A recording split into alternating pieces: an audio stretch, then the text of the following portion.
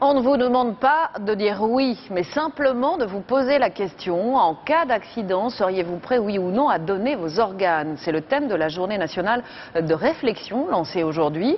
30% des Français refusent encore l'idée d'un prélèvement d'organes, alors que les Espagnols ne sont que 15%. Il faut dire que le pays s'est mobilisé et que le système prélèvement-greffe fonctionne beaucoup mieux. Reportage à Barcelone, Nathalie Sapena, Valérie Lucas. Sous ce drap stérile, un rein, prélevé 7 heures auparavant. Précieux organe, veillé en permanence par un médecin et maintenu en fonctionnement par une machine, le temps que les analyses confirment qu'il est bon à transplanter. Précaution maximale, le donneur avait 76 ans.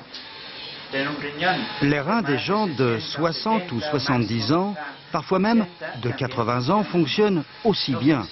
Ils ne vont pas durer 20 ans, mais 8 ou 12 ans, la même espérance de vie qu'un receveur âgé. Prélevé sur des personnes de plus en plus âgées, c'est l'une des voies pour accroître le nombre d'organes. En Espagne, 40% des donneurs ont plus de 60 ans, seulement 20% en France. Voici l'hôpital clinique de Barcelone, l'un des plus gros centres de transplantation espagnole. Ici, le service de coordination a été créé en 1984. Ses moyens sont énormes comparés aux hôpitaux français. 9 médecins à plein temps, une organisation rigoureuse. 2 fois par jour, ils font le tour des unités de soins intensifs à la recherche de donneurs. Ce sont eux aussi qui interviendront auprès de la famille. Il est très important de faire la différence entre le médecin qui soigne le malade et qui déclare le décès et le médecin qui va faire la demande de don d'organes. Les coordinateurs de prélèvement sont spécialisés dans les entretiens avec la famille. Cette professionnalisation du prélèvement d'organes repose sur la générosité des Espagnols. Ils affichent le taux de refus le plus bas du monde, 15% contre 32% en France. À l'image de ces 2 femmes qui ont réagi sans hésiter lors du décès soudain de leur mère. Quels organes avez-vous donné?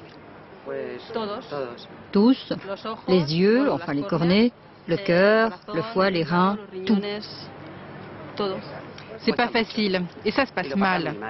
Mais après, petit à petit, tu te rends compte que tu as bien fait, c'était ce qu'elle voulait et que beaucoup de personnes peuvent vivre et voir grâce à ces organes. Le modèle espagnol s'exporte partout dans le monde, même en France.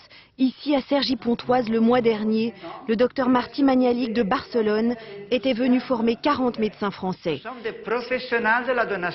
Son message, les organes existent, il faut savoir les trouver et cela s'apprend. Quand ils sont plus entraînés, un peu plus de connaissances, les résultats, ils augmentent. Je crois que les Espagnols ont effectivement moins de scrupules à poser la question du don d'organes. Ils sont plus habitués, ils vont plus insister auprès de la famille. Chez nous, dans un certain nombre de cas, il faut le dire, les personnels ne sont pas toujours très à l'aise avec cette question.